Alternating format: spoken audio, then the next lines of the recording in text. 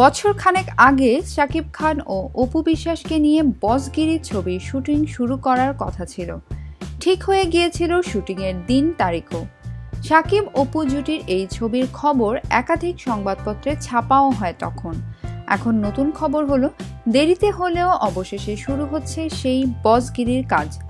আগামী ২৬শে এপ্রিল নতুন করে শুটিংয়ের দিন ঠিক হয়েছে। এসব তথ্য দিয়েছেন ছবিটির পরিচালক শামীম আহমেদ।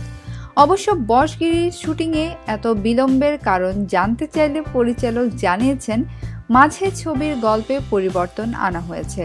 তাছাড়া এই ছবির জন্য একই লুকে শাকিব খানের টানা শিডিউল দরকার ছিল, যা তখন শাকিব দিতে পারেননি তার অন্য ছবির শুটিংয়ের কারণে।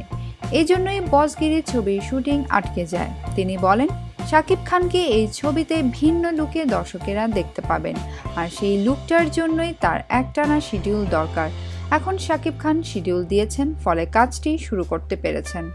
বসগিরি নিয়ে শাকিব খান বলেন, এখানে তার চরিত্রটি কমান্ডোদের মতো। ছবিতে বেশভূষাও আলাদা। এই বেশভূষাতে টানা সময় ধরে শুটিং করতে হবে তাকে। সামাজিক অ্যাকশনধর্মী ছবি এটি। প্রতিবন্ধীদের জন্য গড়া স্নেহ পিল্লকে নিয়ে ঘিরে ছবির গল্প এগিয়েছে। ছবিটির নায়িকা অপু বিশ্বাস জানান, এই ছবিতে তার চরিত্রের নাম জয়া, একজন চিকিৎসক তিনি।